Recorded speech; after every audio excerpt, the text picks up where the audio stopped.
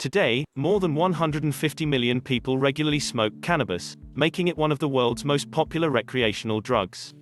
But when and where humans began to appreciate the psychoactive properties of weed has been more a matter of speculation than science.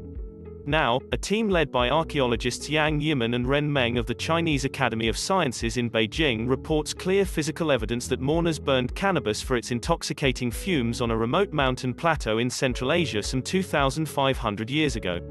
The earliest direct evidence for human consumption of cannabis as a drug has been discovered in a 2,500-year-old cemetery in Central Asia, according to a research paper published in the journal Science Advances.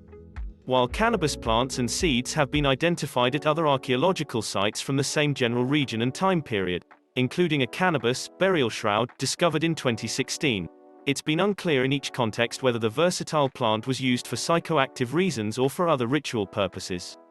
An international team of researchers analyzed the interiors and contents of 10 wooden bowls excavated from burials at Jiezhankul Cemetery, a site on the Pamir Plateau in what is now far western China. The bowls contained small stones that had been exposed to high heat, and archaeologists identified them as braziers for burning incense or other plant matter. When chemical analysis of the braziers revealed that 9 of the 10 once contained cannabis, the researchers compared the chemical signature of the samples against those of cannabis plants discovered 1,000 miles to the east at Jiayi Cemetery, in burials dating from the 8th to the 6th century BC.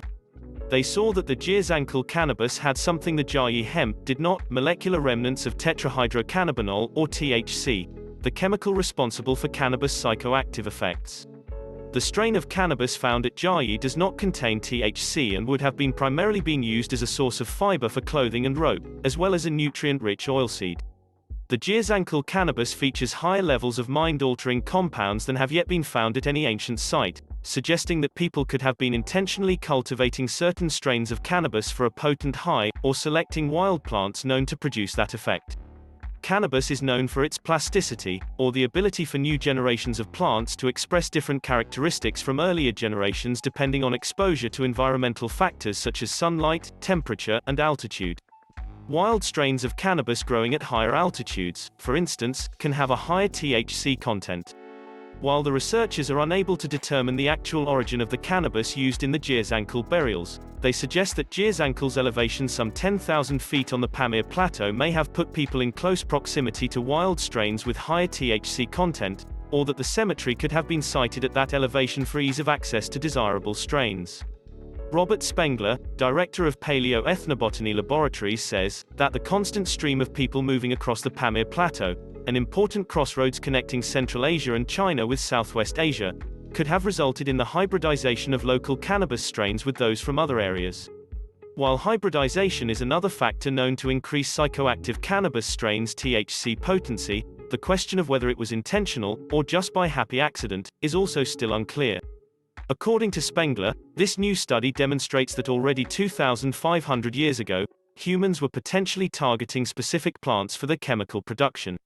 It's a wonderful example of how closely intertwined humans are and have been with the biotic world around them, and that they impose evolutionary pressures on the plants around them, he says. The discovery at Jiezhankul also provides the first direct evidence that humans inhaled combusted cannabis plants in order to obtain its psychoactive effects. No evidence of smoking pipes or similar apparatus has been found in Asia before contact with the New World in the modern era, but the inhalation of cannabis smoke from a heat source is described by the 5th century BC. The Greek historian Herodotus, who described in his histories how the Scythians, a nomadic tribe living on the Caspian steppe, purified themselves with cannabis smoke after burying their dead, the Scythians then take the seed of this hemp and, crawling in under the mats, throw it on the red-hot stones, where it smolders and sends forth such fumes that no Greek vapor bath could surpass it. The Scythians howl in their joy at the vapor bath. Herodotus also notes that the cannabis plant grows both of itself and having been sown, which University of North Carolina classics expert Emily Baragwanath says is usually interpreted as meaning the plant was cultivated, lending credence to the researchers' ideas about purposeful cannabis hybridization. People have been skeptical of Herodotus' ethnographies of foreign peoples, she adds, but as archaeology looks closer, it keeps finding affinities between the real world and what's in the histories. Mark Merlin, an ethnobotanist and cannabis historian at the University of Hawaii at Manoa, says the wide diversity in cannabis around the world today is a testament to how long people have been involved with the plant and harnessed its many uses. It's a real indication of how long humans have been manipulating cannabis, he says. We hope you all found this video helpful. If you did, then share it with a friend, and be sure to hit the like button. If you're interested in content regarding cannabis, then check out other videos. Thanks for watching.